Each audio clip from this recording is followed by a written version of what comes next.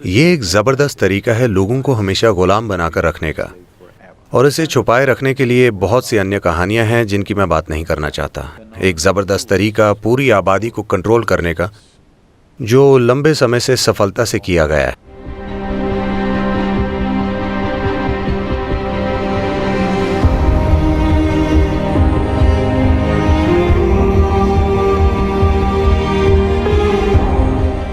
ये इस पर निर्भर करता है कि हमने खुद को क्या रूप दिया है। अगर हम शानदार मनुष्य बन जाएं तो ये एक चीज़ है। अगर हम मानवता की बदसूरत अभिव्यक्ति बन जाएं तो ये निश्चित रूप से पहला पाप है। ये एक गलती है।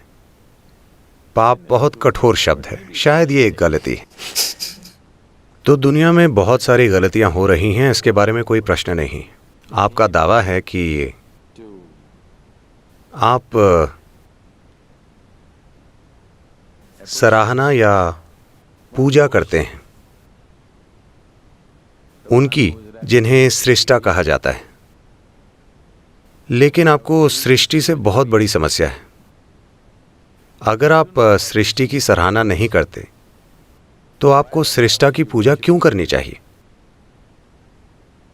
वो जिन्होंने इतना बुरा काम किया, ये बनाया कि आपके पैदा होने का भी एक ही तरीका है, पाप के द्वारा। मुझे लगता है उन्हें दूर कर देना चाहिए। नहीं, ये एक ज़बरदस्त तरीका है लोगों को हमेशा गुलाम बनाकर रखने का। अगर आप उन्हें अपने शरीर की प्रक्रिया को भी स्वीकार नहीं करने देते हैं तो वो जीवन में किसी भी चीज़ को स्वीकार नहीं करेंगे। वो हमेशा निर्भर रहेंगे एक संस्थान या व्यक्ति या किसी चीज़ पर जो संपर्क रखने का दावा करती है।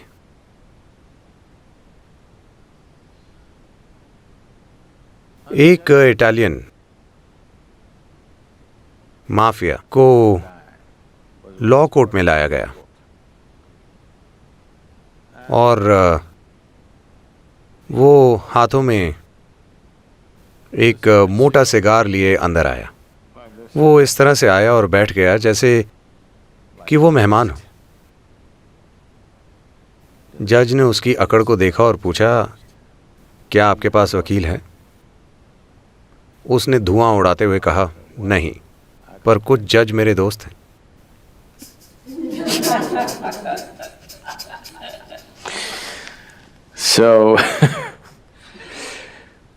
तो जिन लोगों के कहीं संपर्क हैं, आप हमेशा उनके गुलाम बने रहेंगे क्योंकि आप अपने शरीर की प्रक्रिया को लेकर दोषी महसूस करते हैं। ये पूरी चीज़ और ज़्यादा भद्दे से भद्दे रूप लेती जाती है।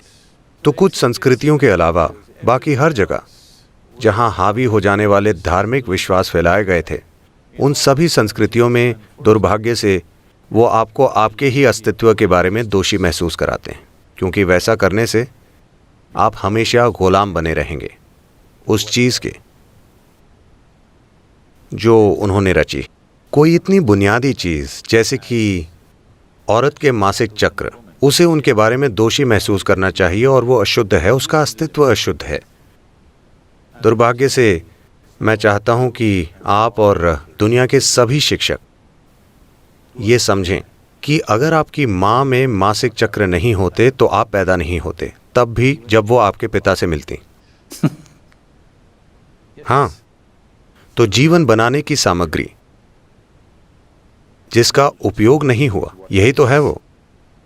और अगर वो अशुद्ध है तो आपका जन्म भी अशुद्ध है। वो वैसे भी आपको यही बताने की कोशिश कर रहे हैं कि आपका जन्म अशुद्ध है, और इसे छुपाने के लिए बहुत सी अन्य कहानियां हैं जिनकी मैं बात नहीं करना चाहता।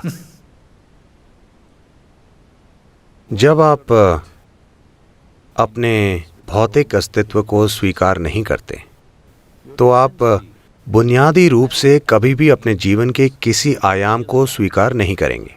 यही आपको ढक देगा हमेशा के लिए।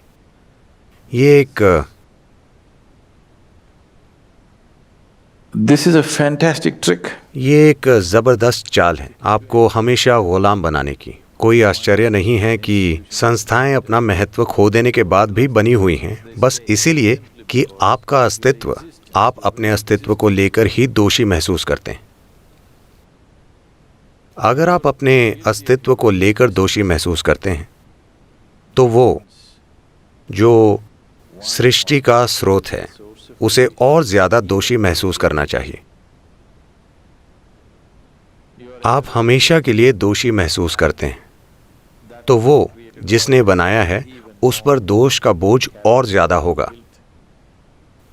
दोष डालना और डराना ये आबादी को कंट्रोल करने के जबरदस्त तरीके रहे हैं।